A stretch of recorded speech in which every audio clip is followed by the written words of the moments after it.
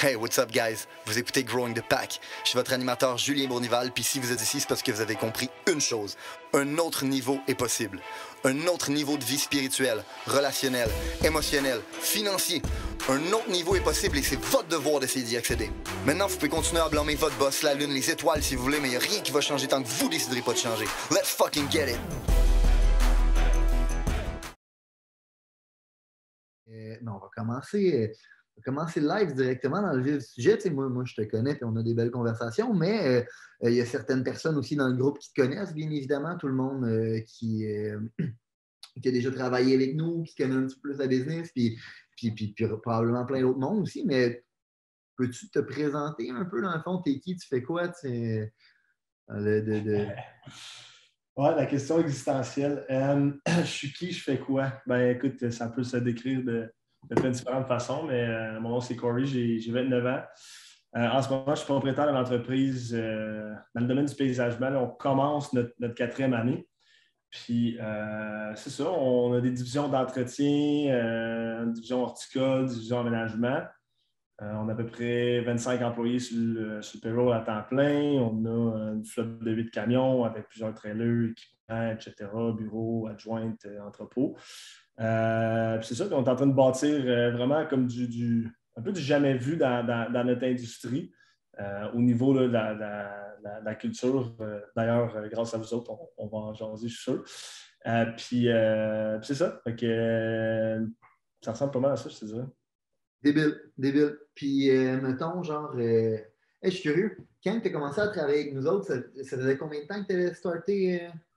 J'ai pensé à ça quand tu m'as invité le live. Donc, j'avais fait ma première saison. C'est ça, hein? J'avais comme, tu sais, une saison, c'est 7-8 mois. Fait que j'avais comme 8 mois into it. Puis là, c'est ça. Fait que dans le temps mort, je suis une frère plus autre, mais c'était tout jeune. OK.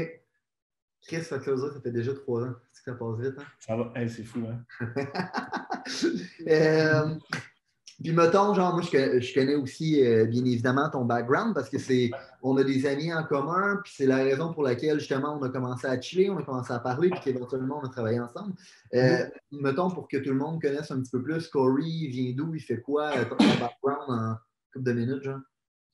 Oui, 100%. Écoute, j'ai un background un peu atypique pour monsieur, madame, tout le monde, je te dirais, mais si tu regardes un background d'un entrepreneur, c'est peut-être justement parfaitement dans le moule.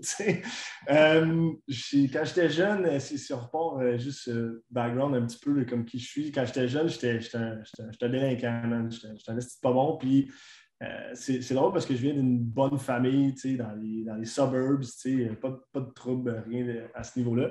Mais j'ai toujours été un peu rebelle, puis j'ai toujours voulu faire à ma tête, vivre mes propres expériences, faire mes propres erreurs. Fait que j'ai toujours, depuis un jeune âge, été de même. Puis, ben, éventuellement, ça m'a rattrapé. Puis, je me suis rendu un peu into deep dans certaines sphères de ma vie. Puis, il y a eu un moment où c'était rendu vraiment, vraiment too much. Puis, à ce moment-là, c'était ma première expérience entrepreneuriale. J'étais avec un de mes chums.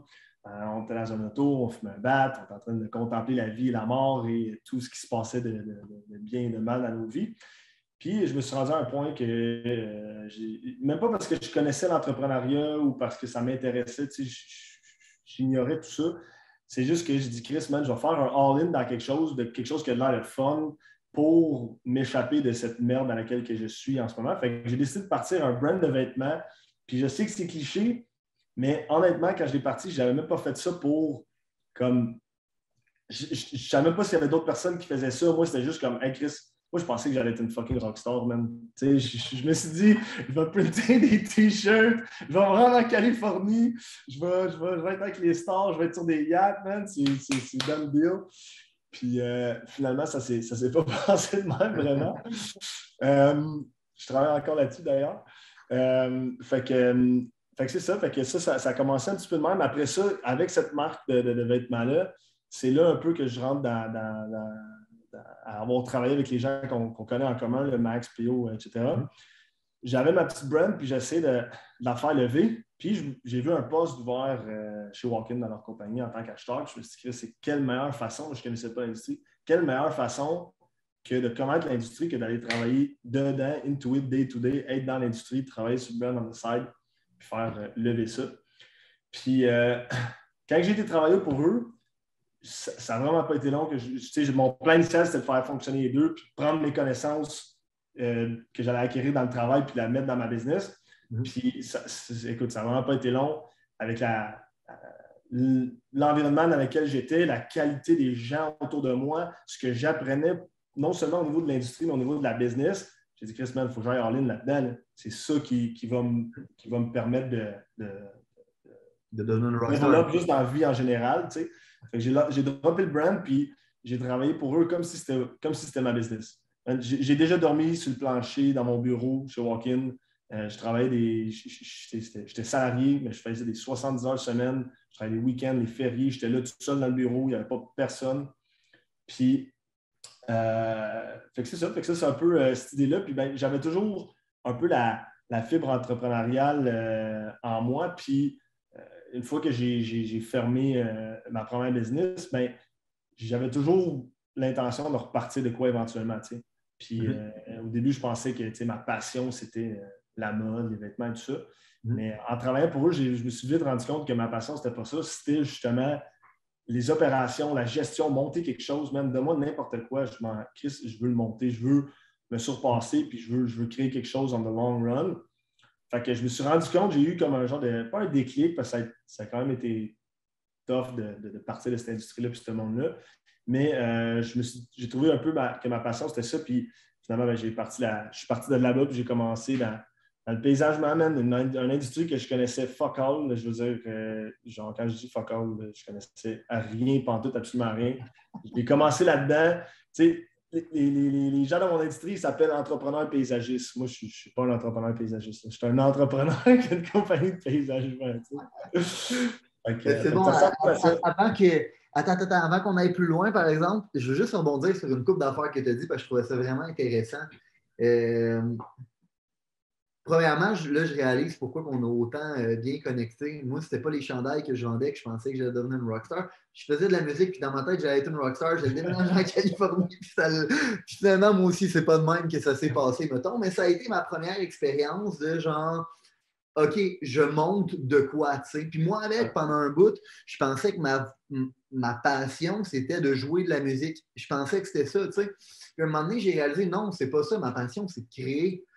Puis dans le fond, cette drive-là de création que je peux faire sur une guitare, je peux la faire à monter des opérations, à monter un pitch, à monter un brand, à monter une équipe. Puis il y a aussi l'aspect de leadership, de genre justement, Chris, quand tu montes un band, tu montes une équipe. Fait que je retrouve ça autant dans le business, si c'est pas plus. Fait que je trouvais ça vraiment bon parce que trop souvent, on se fait dire faut que tu travailles sur ta passion, mais c'est pas assez précis comme explication. Ça, là, c'est. Je ne veux pas être plate, là. Pour moi, c'est the worst fucking advice parce que ça me ralentit là, tellement là, parce que je voyais les industries puis j'étais comme, man, sais-tu quoi? Je ne veux pas faire ça, ça ne me passionne pas. Ouais. Ça ne me passionne pas, ça ne me passionne pas, ça ne me passionne pas. Je vais être un échec à travailler dans quelque chose qui ne me passionne pas.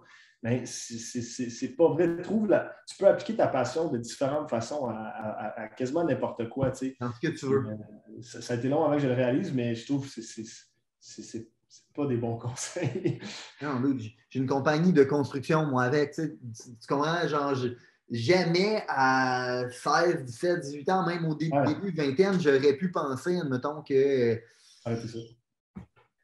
Mais bref, je voulais rebondir là-dessus parce que je trouvais ça vraiment bon. Je suis curieux aussi, c'était à quel âge, ça? Quand j'ai commencé à faire brand? Ouais. J'avais 17. Quand tu as commencé ton brand, tu avais 17? 17, ouais. Puis quand tu as été travailler chez Walk-In, tu avais quel âge? J'avais 23. Ouais, excuse-moi. Puis quand tu as commencé à travailler avec nous, tu étais rendu à quel âge? Ouais, ça fait 3 ans, mais j'avais 26. OK. Non, mais c'est parce que j'essayais de saisir de où ça venait parce que moi aussi, admettons, j'étais un focal quand j'étais jeune, puis ça a fait que j'ai commencé à vouloir me développer réellement, économiquement, genre, puis à catcher la game, genre, quand même tard, selon moi. Puis j'ai toujours eu une espèce de de sentiment de fuck, je suis late. Surtout quand j'ai commencé à cogner des portes back then, parce que je pense que j'avais genre 27, 28 ans, puis j'étais le seul dans le bureau qui avait cet âge-là. Tout le monde avait 21 ans, puis tout le monde avait their shit, puis moi, j'avais rien, genre. Fait que ça m'a tout le temps donné une espèce de sentiment d'urgence qui a fait que justement, j'ai été le gars all-in, le gars qui se donnait à 100%, le gars qui dormait, même, sur un même genre d'histoire que tu comptais. Fait que je me demandais si ça venait de là aussi un peu. Ben, tu sais, différemment, oui, mais différemment parce que moi, le sentiment d'urgence, c'est j'ai commencé jeune, je pensais que j'allais être une rockstar, mais ça a été un échec, tu comprends? Ben, maintenant, avec le recul, c'est sûr que je peux voir les leçons que j'ai apprises là-dedans, mais veux pas, la business n'a pas levé. La business a été un échec. Donc, pour moi, j'avais une petite crotte sur le cœur. Je voyais aussi, moi, ce qui me faisait vraiment mal, en fait, c'était de voir les risques que moi, j'avais pris, les heures que j'avais mis, l'argent que j'avais perdu. Même, j'ai roulé cette business-là 4 ans, j'ai jamais fait une crise de scène. Puis, tout l'argent, toutes les parties que j'ai manquées, tous les sacrifices que j'ai faits, moi, personnellement, pour ça, pour finalement aboutir avec rien, to show for it, à un certain point, à ce moment-là. Puis de voir mes amis qui ont pris la voie traditionnelle, puis là, ils étaient en train de kill it. Fait que là, moi, j'étais comme, OK, moi, j'ai bûché, je suis rendu là. Eux autres, qui ont fait le strict minimum, sont rendus là. Mais là, la courbe a fait ça en ce moment. Sauf qu'à cette époque-là, ou à ce moment-là, man, je me tapais la tête sur le mur en esti. J'étais comme, je suis donc bien nono. Là, la ligne était tracée. C'est comme, j'avais juste à la suivre. Puis moi, je voulais faire à ma tête, puis je me suis planté. T'sais. Ouais, OK, ben moi, avec la musique, ça m'avait fait ça un peu comme justement mon band, ça avait planté. Fait qu'en tout cas, juste message, arrêtez d'écouter les conseils du monde qui vous disent de suivre votre passion. Puis au-delà de ça, ben, même si des fois, tu as l'impression que tu es un peu en retard ou en arrière, c'est vraiment pas un indicateur de rien sur une vie, même de fucking 80 ans. Puis des fois, ça va être un fucking blessing parce que ça va te donner un sentiment d'urgence. Ouais, c'est ça. Fait que là, dans le fond, tu as starté ta business de paysagement. C'est à peu près là que tu es venu travailler avec nous. Je me demande un peu, genre, ta business, elle en était où, genre, au moment où est-ce que tu as décidé de venir travailler avec nous? Puis pour quelle raison tu as décidé de venir travailler avec nous? Puis un peu cette histoire-là, mettons. Ouais. La business, je veux dire, moi, quand la business, je l'ai starté avec, dans le fond, j'ai un associé, puis lui, il faisait ça un peu on the side, puis il y avait quelques clients, puis j'ai embarqué avec lui. Puis c'était super petit, là, son affaire, mais on a, je pense, triplé ou quadruplé son chiffre d'affaires. Ça restait quand même très petit. Mais lui, il avait toujours été un one-man show. Puis là, on était rendu avec 2 employés, quelque chose comme ça. Moi, c'était ma première expérience avec des staffs et tout ça. Puis quand je suis venu travailler pour toi dans ta business, il y a beaucoup de gens qui, en fait, quasiment la totalité des paysagistes, eux autres, c'est hey, c'est l'hiver, man, on chill, on ne travaille pas pendant 6 mois encore, on a travaillé fort cet été. Mais moi, je suis pas de même. Comme tu dis, j'ai un sentiment d'urgence. Je suis comme quoi, on a une fenêtre de 6 mois pour get shit done puis travailler sur ce qu'on avait à faire pour s'amener au prochain niveau. Puis, veux pas, j'avais besoin de revenus aussi. Et la business, faire du paysagement l'hiver, j'avais pas de déneigement dans le temps, fait que ça roule pas fort. Fait que je voulais un travail, puis je voulais un travail qui allait cadrer, puis qui allait aussi m'aider à continuer, un peu comme que j'ai fait avec Walk-In. J'ai été travailler pour eux, puis je me suis dit, plus loin, ça va me ramener, ça va me rapporter ça. Ben, l'idée était un peu la même. Puis je me souviens, on avait jasé un peu, je pense que c'était à la fête à Max, quelque chose comme ça, puis tu m'avais parlé un peu de ton modèle d'affaires, tout ça, puis ça m'avait allumé, ça me foutait à la chienne, mais ça m'allumait bien raide. J'étais comme, sais-tu quoi, man, j'ai peur de faire ça, mais ça a l'air d'être une bonne opportunité. Puis en parlant avec toi, j'étais comme, en tout cas, tu m'as un peu vendu à la sauce, puis je me suis dit, bon, on va aller voir c'est quoi, on va voir si c'est the real deal. Finalement, ça l'a été, puis ça a été, pour moi, toute une expérience, honnêtement. Mon seul regret, c'est que mon hiver n'a pas pu être plus longue pour que j'aille pu, à fond, en retirer encore plus. J'en ai retiré énormément dans un court laps de temps avec vous autres. Puis, je veux dire, si j'aurais fait plus longtemps, ça a juste été de mieux en mieux. Moi, mon seul regret, c'est que tu ne sois pas resté avec nous et que tu ne sois pas devenu un dealership. Parce qu'en passant, genre, le monde ne le savent pas, mais nous, d'habitude, on ne prend pas du monde qui viennent travailler avec nous pendant une courte période de temps. Ouais. Si tu viens, c'est parce que tu viens sur le long terme, tu veux bâtir avec nous, puis ça fait un peu partie de notre culture. Puis Corey avait été très clair avec nous. Dans le fond, il avait une business qui allait y retourner après, qui venait pour chercher de l'expérience. Puis, parenthèse, c'est quelque chose de vraiment clever que tu as fait 2 fois de suite, genre, puis que les gens, des fois, ils ne réalisent pas la valeur, même, d'aller travailler à des endroits pour avoir des mentors, même, puis du monde qui t'apprenne dans un environnement qui est différent de toi, puis d'être capable de venir chercher ça, puis d'intégrer ça dans ta business. Le monde sous-estime vraiment le power de ça, puis toi, je pense, le meilleur exemple de ça, man, quand tu te dis je dois développer des skills sur une affaire, ben, man, tu as été travailler avec le monde qui avait ces skills-là, le plus développé dans ton industrie, ou même des fois, même pas dans ton industrie, puis tu as fait comme OK, parfait, je prends ça, puis je ramène ça à la maison. Fucking clever. Mais moi, j'avais pris le bet, dans le fond, que on allait te faire tellement d'argent, tu allais tellement triper avec nous autres que tu n'allais pas retourner à ta business. On s'est dit, c'est sûr et certain, qui quitte sa business, qui reste avec nous. Nous, c'était ça notre bet. C'était ça notre. C'est sûr. Non, mais ça avait été clair, par exemple. On avait dit, regarde, parfait, toi, t'es clair avec nous, tu veux venir ici pour chercher l'expérience. Moi, je vais être clair avec toi, je vais te closer pour que tu restes avec nous. Ouais, je m'en souviens.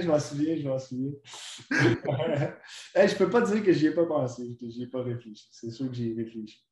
Ah, j'en doute pas. Puis, je suis curieux, justement, tu dis que tu es venu travailler avec nous. Moi, je me demande un peu, c'était quoi que tu venais, parce que tu l'as dit, tu venais chercher des choses quand même spécifiques. Je pense qu'au début, tu venais principalement chercher les skills de vente, si je me souviens bien, mais finalement, c'est retrouvé à pas être nécessairement ça que tu es venu le plus chercher, malgré que les skills de vente, on les a développés. Mais je suis curieux un peu, justement, c'est ça. C'est quoi que tu es venu chercher? C'est quoi, après ça, les choses que tu as appris, les changements de mindset que ça t'a donné? Puis... Ouais. Dans le fond, ouais, je suis venu pour une panoplie de raisons, si on veut. Là, probablement, la façon que tu me parlais de la business puis tes opérations, ce que tu faisais, dans le fond, je trouve ça vraiment intéressant, je trouve ça cool. Puis, je ne pourrais pas mettre des mots exacts à comment je me sentais à ce moment-là, mais on dirait qu'une fois de temps en temps, en fait, toujours, mais il y a certains moments où est-ce que je veux le faire à l'extrême, puis c'est de sortir de ma zone de confort. C'est toujours bon de sortir de sa zone de confort, puis on dirait que pour moi, des fois, je les passe, c'est comme, hey, check, il me faut un choc nerveux pour, genre, faire un gros step, puis pour moi, ben, cogner des portes, c'était un peu ça. J'étais comme Chris, parce que j'avais déjà fait un peu de vente, des choses comme ça, puis j'étais habitué à ça, j'étais acheteur chez Walk-in, fait que j'étais habitué à ça, mais j'étais comme, tu sais, je vais me sortir de ma zone de confort, d'aller cogner des portes quand que je ne connais pas l'industrie, je ne connais pas, tu sais, ça a l'air un peu, comment dire, c'était incertain d'une certaine façon. Tu sais, ça a été plus facile pour moi juste de me trouver une job dans mon industrie, puis du vêtement, du paysagement, du déneigement, whatever, puis faire ça, tu sais. Ça n'aurait pas été difficile, mais je voulais vraiment sortir de ma zone de confort, fait que ça l'a fait... à grande échelle, ça a été genre énormément valuable pour moi. Puis aussi, je ne me souviens pas si c'était pendant que j'étais avec vous ou si tu m'en avais parlé avant, mais je me souviens que quand j'étais dans mes premières journées, j'étais comme, oh my God, je suis littéralement dans un livre de développement personnel. Genre, on a pris un livre de développement personnel, on l'a ouvert, puis pour moi, c'est comme, c'est de la lecture, c'est une bonne idée ça, oui, peut-être qu'on va implanter ça. Vous autres, c'est comme, boum, voici le fucking handbook, on fait ça, on fait ça, on fait ça, on l'essaye, on le tweak, on fait ci, on fait ça, puis j'étais comme, wow, OK, ces gars-là, ils ont compris le concept d'appliquer ça, mais à l'extrême et taper sur le clou jusqu'à temps que ça marche, pas juste comme, je l'ai touché, puis non, ça n'a pas fonctionné, ou ça a amélioré des petites choses. Puis ça m'a énormément... dans le fond, c'est encore avec moi à ce jour, tu sais. J'applique les choses beaucoup plus rapidement.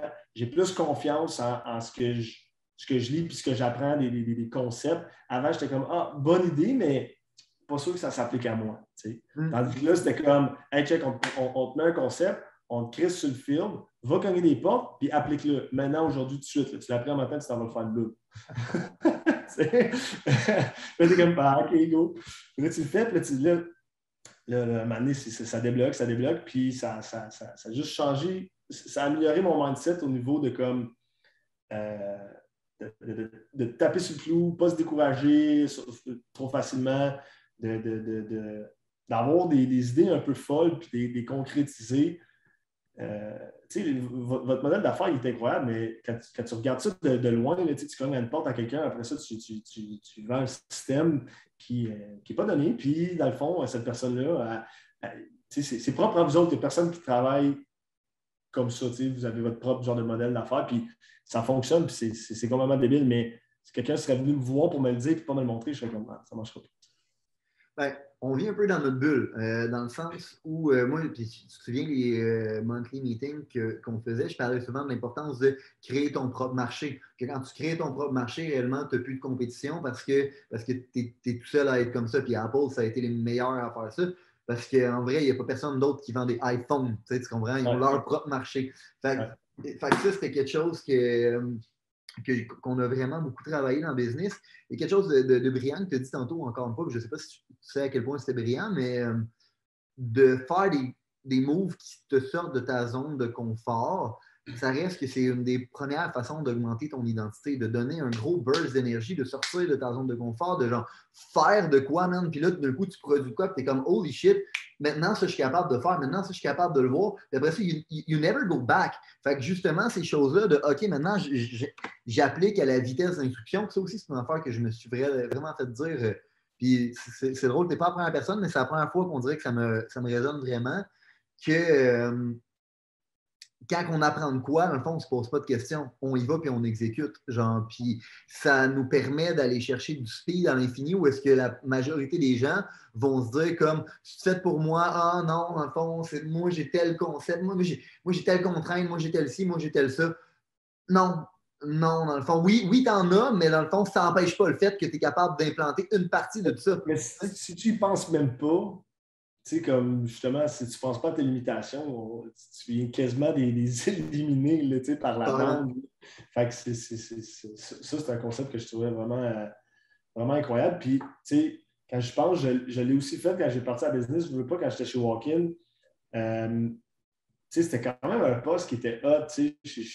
Max, c'est encore un de mes bons chums à ce jour. Puis, je veux dire, eux autres, leur lifestyle, t'es complètement débile à mes yeux. Je veux dire, je suis allé à Vegas, à Long Beach avec eux. On ouvrait des magasins à Toronto. Moi, je me faisais fly out par des brands pour aller faire des achats, tout ça.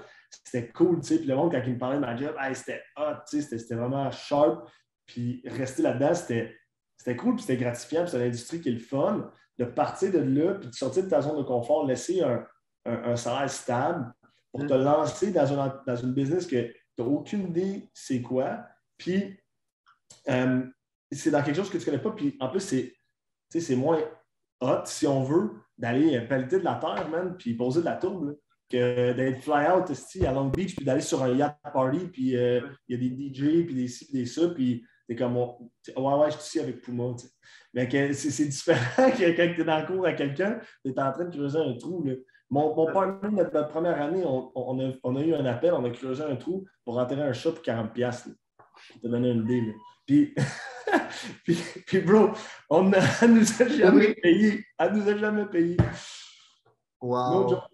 Tu pars de loin, mais tu sors de ta zone de confort. Puis aujourd'hui, ben, c'est ça, c'est plus pareil. Il y a 3 ans, j'enterrais des chats, puis aujourd'hui, ben. C'est bonne celle-là. Une autre chose aussi que je me souviens qu'on avait parlé, je pense, les premiers jours où est-ce que tu étais parti, je t'avais demandé c'est quoi, en fond, qui t'avait le plus marqué. Puis tu m'avais dit c'est vraiment l'importance de la culture. Parce que dans le fond, tu as bien beau former ton monde à être capable de vendre. C'est quoi qui fait qu'ils vont aller vendre? C'est quoi qui va diriger leur comportement? Ben, c'est pas leur connaissance de vente qui va déterminer s'ils l'appliquent ou pas, ou s'ils get after it, ou s'ils veulent le bien de la compagnie, puis si genre ils poussent. Non, c'est ta culture qui va déterminer ça, tu sais. Et que je me souviens qu'on avait eu cette conversation-là aussi. Puis justement, dans le fond, c'est quoi les changements que tu as faits quand tu es retourné dans ta business? C'est quoi les choses que tu as implémentées? Comment ça t'a permis de changer les choses puis que ça t'a aidé à scaler éventuellement, genre? Ben, la culture, c'est le gros thing. Je veux dire, j'ai lu je ne sais pas combien de livres de business, de leadership, de culture, de vente, de marketing, de développement personnel, je les ai tous lisés, puis je continue à les lire. Puis c'est vraiment valuable, mais pour revenir à ce que je disais tantôt, vous l'avez vraiment appliqué à la lettre. T'sais.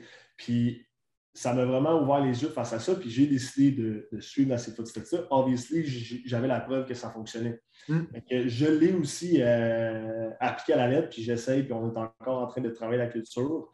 Puis c'est vraiment à ce niveau-là que je pense que nous autres, c'est notre petite arme secrète, surtout dans notre industrie.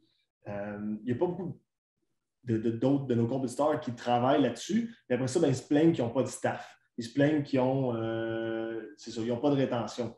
Nous autres, on care pour nos gars, on essaie vraiment de leur faire comprendre la mission, c'est quoi nos valeurs, où est-ce qu'on s'en va, pourquoi qu'on fait ça, pourquoi qu'on fait ça de même. C'est quoi l'idée derrière la business? C'est pas « Hey, viens-t'en travailler pour nous, tu vas faire telle tâche ». Non, c'est « Je t'engage à cause de tes valeurs, puis je vais t'apprendre la job. » C'est un genre de classique, mais ça fonctionne. Moi, littéralement, je passe des entrevues 2-3 fois par jour, puis je m'en fous si tu as 20 ans d'expérience. Des fois, je te parle au téléphone, tu es un cancer déjà là, je le sais déjà. Tu as 20 ans d'expérience, mais je vais prendre le petit gars de 17 ans qui a le vouloir puis qui va s'impliquer à ce qu'on essaie de faire. Cette personne-là, je vais peut-être avoir un petit peu plus de troubles sur la formation, sur comment faire les tâches, mais je peux y apprendre. Donc, ça a été un gros game changer pour nous. Puis, je veux dire, l'année passée, on a eu 100% rétention de la saison dernière à cette saison-ci, ce qui est du jamais vu, je pense, dans une industrie saisonnière. C'est uniquement à cause de ça. On a des gens qui sont partis puis qui sont revenus quasiment en demandant s'il vous plaît, reprends-moi. Puis qui sont allés travailler pour 2-3 autres entreprises dans le paysagement puis sont revenus parce qu'on care, on met beaucoup d'efforts là-dedans. On met autant d'efforts dans notre monde qu'on met ses ventes. C'est la même affaire. C'est exactement de ça, en fait, même qu'on parlait au début de l'appel, c'est que quand tu as une culture forte comme ça, tu vas être le outlier des affaires que toutes les autres vont essayer de faire qui ne marcheront jamais. Pour toi, miraculeusement, ça va fonctionner. Mais ce n'est pas miraculeusement, même, c'est que tu as trouvé la glue qui fait que tout tient ensemble, même, qui est cette culture-là. Puis c'est ça qui te permet même de faire des power moves puis d'aller chercher de la growth où les autres seraient jamais capables d'aller la chercher. Fucking cœur à toi, même. C'est vraiment ça coche. Je suis curieux, ça a été quoi qui a été le plus challengeant, mettons, à appliquer? Parce que bien évidemment, justement, ça reste que quand tu apprends des nouvelles connaissances de même ou que tu arrives pour faire les choses différemment de ce que tu es habitué de faire, il y a tout le temps des challenges mentaux. Dans le fond, c'était quoi qui était le plus challengeant à implémenter dans ces choses-là? Ce qui est le plus challengeant, c'est que tu n'as pas de tu sais, quand tu fais une vente, quand tu fais du marketing, tu fais de quoi, puis j'ai une vente. Ça marche. Ouais. Action-réaction quasiment. Ouais. Tandis que ça, c'est du long run, c'est du long terme. Il faut que tu essayes, tu tweaks, puis des fois, tu as l'impression que tu te casses la tête un peu pour rien. Puis surtout, au niveau de l'équipe, les gens alentour, quand le monde ne croit pas nécessairement à ce que tu essaies de faire, tu es le seul dans ton petit monde à essayer d'aller dans cette direction-là. Puis tranquillement, puis tu sais, justement, tu te cognes la tête contre le mur, puis tranquillement, pas vite, il y a quelqu'un qui embarque. Là, lui, il t'aide à spread ça, puis de faire passer le mot, puis de faire comprendre ça au reste de l'équipe. Puis là, un moment donné, il y en a un autre, il y en a un autre, il y en a un autre. Puis là, un moment donné, ça c'est le bout le plus challengeant. Puis là, un moment donné, quand quelqu'un rentre, ils n'ont pas le choix de se fitter dans le moule. Moi, là, je n'ai pas besoin de renvoyer ben grand monde. Ils se filtrent par eux-mêmes. Ils rentrent, c'est vite qu'ils voient que hey, moi, je ne fitte pas ici. Puis ils s'en aillent. Ils s'en vont. fait que ça, pour moi, c'était le plus gros challenge. Je te dirais, c'était de continuer d'essayer d'implanter une culture quand je n'avais aucun résultat pendant 2 ans. T'sais. C'est beaucoup de delayed gratification. Ouais. C'est beaucoup de delayed gratification, mais c'est là où tu fais le choix entre je veux bâtir un château de cartes, man, ou un vrai crise de château, tu sais. Puis une vraie crise de château, man, il va prendre plus d'efforts, man, ça va être brick by brick, man, tandis qu'un château de sable, mettons, exact. Fait Fait que non, man, c'est vrai que c'est épeurant parce que souvent, on a tendance à vouloir le résultat instantané puis mettre notre énergie sur ce qui nous donne le résultat instantané. Puis oui, il y a une dichotomie à aller chercher. Parce que si tu vas all-in sur la culture, mais tu n'es pas capable de faire des ventes, tu ne fais pas rentrer d'argent, tu n'as pas de business. T'sais. Fait qu'il faut que tu fasses rentrer de l'argent, mais en même temps, il faut que tu sois conscient que man, investir sur ta culture, souvent, ça va être la chose. Moi, personnellement, je suis persuadé que si tu mets tous tes efforts là-dessus, éventuellement, gros, les autres choses vont se figure out par eux-mêmes. Parce que tu vas trouver les personnes de qualité, tu vas finir par build des bons managers, tu vas finir par genre. C'est les personnes qui vont être. En fait, ça va se figure out par soi-même pour compléter ta phrase parce que les gens qui vont être dans ton équipe vont figure it out pour toi, ou avec toi. Fait que tu ne seras plus tout seul à essayer de tout figurer. T'sais. Le monde comprenne où est-ce qu'on s'en va, fait qu'ils peuvent faire leur petit tweak eux-mêmes sans avoir besoin des micromanage parce qu'ils savent dans quelle direction qu'on s'en va. Fait que si on s'en va là-bas, mais lui, il s'en va un petit peu de même, ben, c'est correct, tu peux corriger. Mais si d'un qui s'en va là-bas, là-bas, c'est là que c'est la pagaille, puis ça ne fonctionne pas. Ben, ce qui revient au saying, you don't build business, you build people that build business. J'avais vraiment entendu ça là, mais c'est bon ça. Mais non, mais c'est carrément ça. Tu ne bâtis pas une business dans la vie. Tu bâtis des humains et ces humains-là vont t'aider à bâtir la business parce qu'on va se le dire, il n'y a rien de significatif qui a été créé dans la vie tout seul. Genre, même pour faire un enfant, ça prend 2 humains. Tu comprends? Fait comme n'importe quoi qui se fait dans la vie nécessite le fait d'un travail d'équipe. Tout le monde, tout un team. Même, c'est ce qui fait que l'humain est l'humain, genre, c'est sa capacité d'être capable de collaborer, à bâtir en équipe, de s'organiser, d'avoir une hiérarchie. C'est ça qui nous permet même d'être qui on est. Bref. Puis mettons que tu aurais une chose à suggérer à l'audience en ce moment par rapport à tout ça. Ce serait quoi? Honnêtement, je pense que ça c'est vraiment sur quoi qu'on a touché tantôt, man. L'affaire de passion, l'affaire de follow your dreams, puis tout ça, follow your dreams, mais laisse pas justement, comment je peux dire, laisse pas les autres aient un C dans c'est quoi ton dream. Check, si ton dream, c'est vraiment être un rockstar, man, tu vas être un fucking rockstar. Là, c'est vraiment ça. Go for it. Là. C'est pas, va pas dans des industries créatives cool, de fun. Là. C'est juste que tu peux l'appliquer de tellement de façons. Puis c'est d'avoir le self-awareness, de savoir c'est quoi tes forces. Moi, mes forces, là, j'adorais l'industrie de la mode et du vêtement. Mais man, j'étais pourri comme designer. J'étais pas bon. Il y a du monde qui aimait ce que je faisais, mais j'étais pas bon. Moi, je savais que j'étais pas bon. Fait que j'étais pas convaincu. J'étais pas convaincant, mais j'étais pas convaincu. Tu comprends? Un moment donné, par exemple, je me suis rendu compte que j'étais bon pour créer des process. J'étais bon pour créer optimiser des choses. J'étais bon pour think of des big pictures. J'étais bon pour implanter des affaires. J'étais bon exécuteur, mais je ne l'appliquais pas à la bonne place.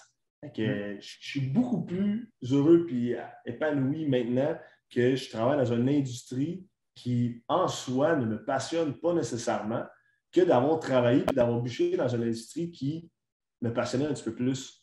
Ça a été la meilleure décision que j'ai faite. Puis, je me souviens comment je me sentais à ce moment-là. Puis le fear que j'avais de sauter à pieds joints dans ce projet-là. Puis, je me dis qu'il doit y avoir énormément c'est sûr qu'il y a énormément de personnes qui se sentent de même et qui ont peur de ce que les gens vont penser ou de give up on themselves, give up on your dream. C'est pas ça, man.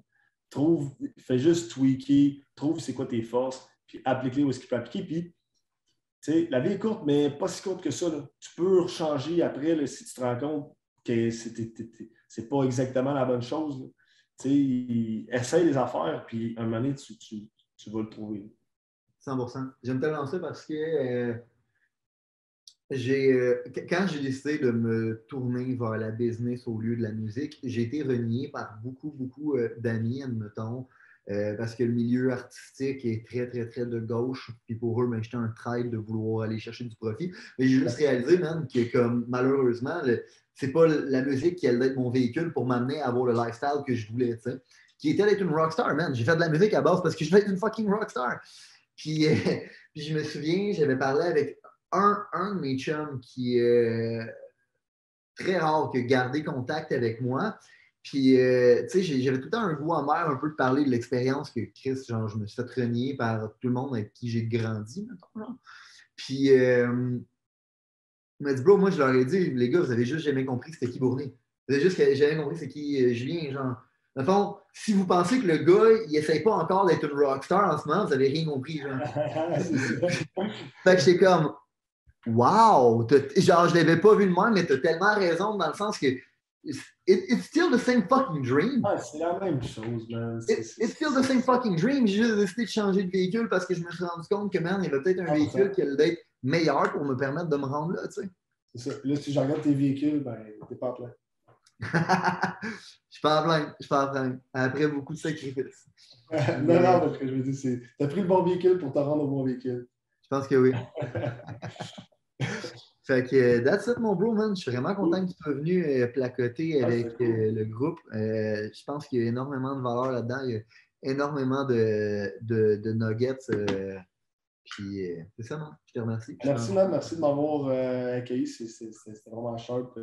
Je suis content d'avoir pu partager un peu mon expérience avec vous. Puis, je sais que si jamais il y a quelqu'un qui hésitait sur quoi que ce soit de suivre son propre projet ou d'embarquer avec vous autres, en tout cas, moi, je suis 100%, allez-y, all-in. C'est sûr que ça va vous rapporter tenfold. Fait que, sur ce, that's the last thing I gotta say. Ciao, bro. Peace out, man. Thank you. Si vous avez considéré que l'information, les principes, les valeurs qui ont été partagées aujourd'hui ont une certaine utilité dans la vie, vous allez non seulement vouloir appliquer les concepts, mais vous allez surtout vouloir les partager. Les partager à un ami, partager à une connaissance, partager à quelqu'un qui en a besoin. Growing the Pack, c'est avant tout un mouvement qui grandit à travers les gens qui fait grandir. C'est un mouvement qui permet de créer les leaders de demain.